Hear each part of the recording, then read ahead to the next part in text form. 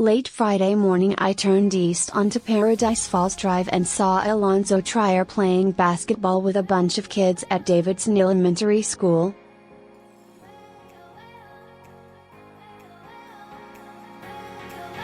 I thought, my God, is Arizona going to play 6th graders now? That's what happens after 40 of the last 41 non-conference games at McKale Center have been against unranked and unidentifiable opponents.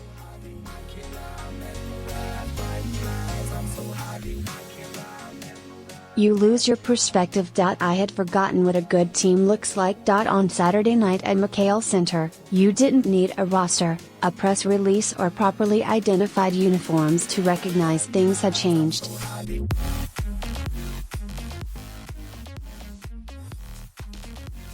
How Alabama lost to Minnesota and Central Florida is one of the mysteries of the basketball cosmos.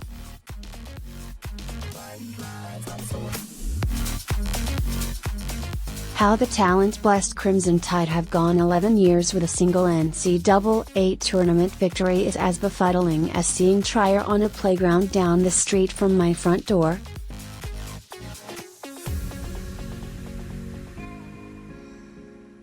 If there's a sleeping giant in college sports, it is certainly not Arizona State's football team as much as it is Alabama's basketball program.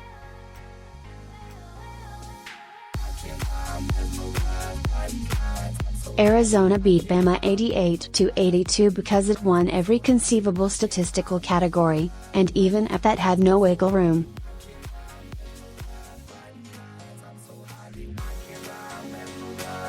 If you spent thousands of dollars on a season ticket package at McKale, Saturday's game was a good return on the investment.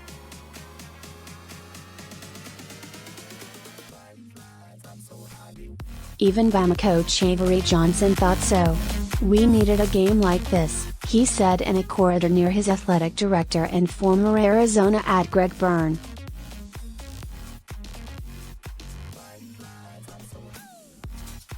It was a true road game against one of the teams we still consider one of the top 5 teams in the country, no matter what happened in the Bahamas.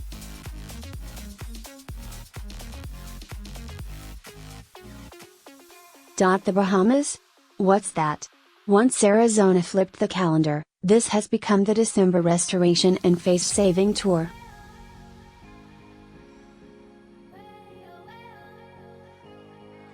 In the last 8 days, the Wildcats have won 2 games most teams would have lost, at UNLV and against Texas A&M, and on Saturday survived 40 minutes of havoc.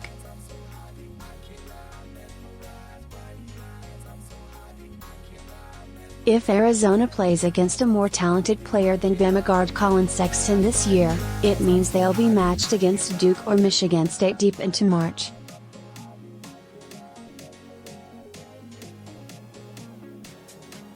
Sexton scored 30 points on a night 2 Final Four referees, John Higgins and Randy McCall, whistled 48 fouls.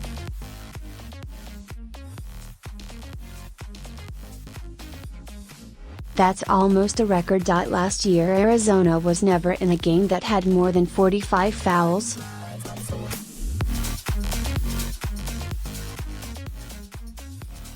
Fortunately, Trier made 14 of 16 foul shots to balance Sexton's 15 for 16. Everybody but the cheerleaders were in foul trouble.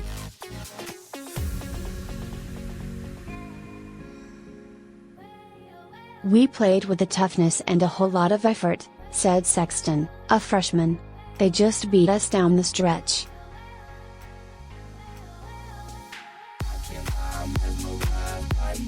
Arizona mastered the down-the-stretch routine for the 3rd consecutive game. Can you imagine if it had not? Instead, it is again playing like a top 10 team.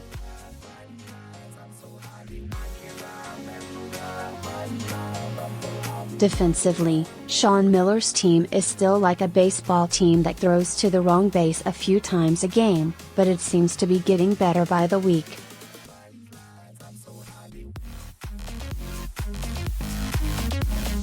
What was so notable Saturday was that Trier needed just 6 field goal attempts to score 25 points and DeAndre Ayton made 12 of his 18 shots afield.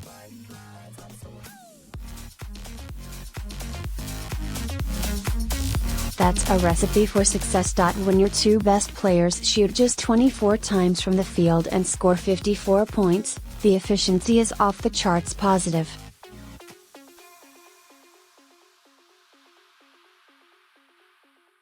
Other than that, the return of Alkins drew more noise Saturday than almost anything else.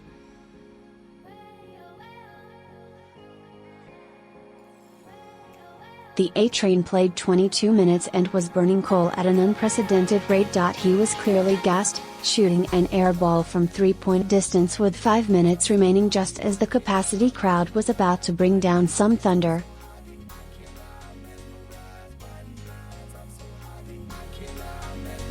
Alkins scored 7 points, about one for every loud ovation he received. Imagine how good he might be once he gets in game shape.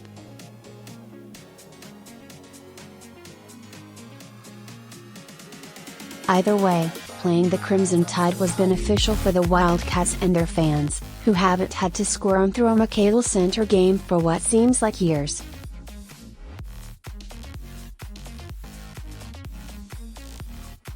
Now comes a 3-week wait for the Pac-12 home opener, December 30 against Arizona State.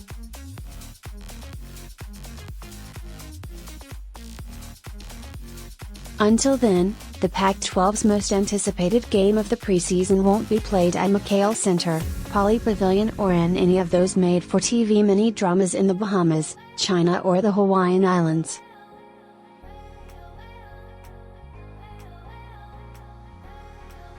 It will be played at noon Sunday in Lawrence, Kansas, and the team in maroon and gold, Arizona State, which has leapfrogged Arizona, UCLA and USC, preseason favorites who now have a combined 8 losses, has become the irresistible story of Pac-12 hoops.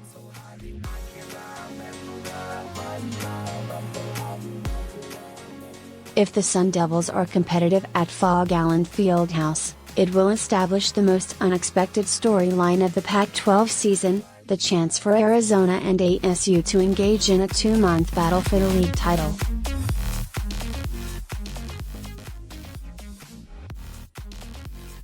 That has not happened in 40 seasons of Pac-12 basketball, but after the way Arizona recovered from its Bahamas trip, coupled with the emergence of Bobby Hurley's team, the season that a few weeks ago seemed lost, has been found.